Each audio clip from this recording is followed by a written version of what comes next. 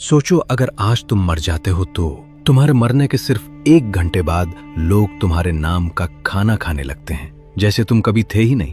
घर वही रहता है, दीवारें वही, मगर तुम नहीं होते, और जिंदगी बगैर रुके आगे बढ़ती रहती है। एक दिन गुजरता है और तुम्हारे अपने भी आहिस्ता आहिस्ता अपनी मसरूफियात में वापस चले जाते हैं। किसी को तुम्हारी खामोशी सुनाई नहीं देती, क्योंकि हर शख्स अपनी जिंदगी के शोर में गुम होता है। तुम जिस दुनिया को अपना सब कुछ समझते थे वो तुम्हारे बगैर भी चलती रहती है। यही रुक कर सोचो, असल ताल्लुक किससे होना चाहिए था, लोगों से या अल्लाह से? वही अल्लाह जो तुम्हें हर लम्हा देख रहा था, जो तुम्हारी हर खामोश दुआ सुन रहा था, जो तुम्हें कभी नहीं भूलता, चाहे पूरी दुनिया तुम्हें भूल जाए।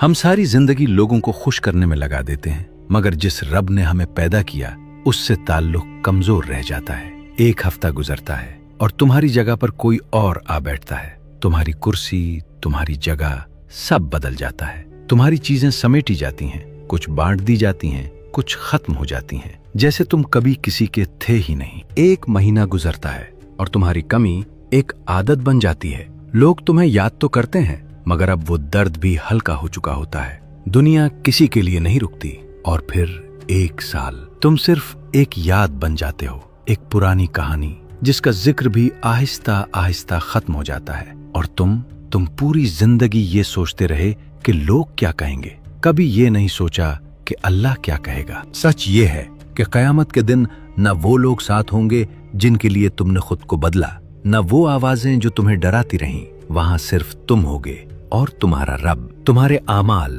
तुम्हारी नीयतें, तुम्हारा सच। इसलिए लोगों के लिए नहीं, अल्लाह के लिए जियो। अपने दिल को उससे जोड़ो जो कभी तुम्हें नहीं छोड़ता।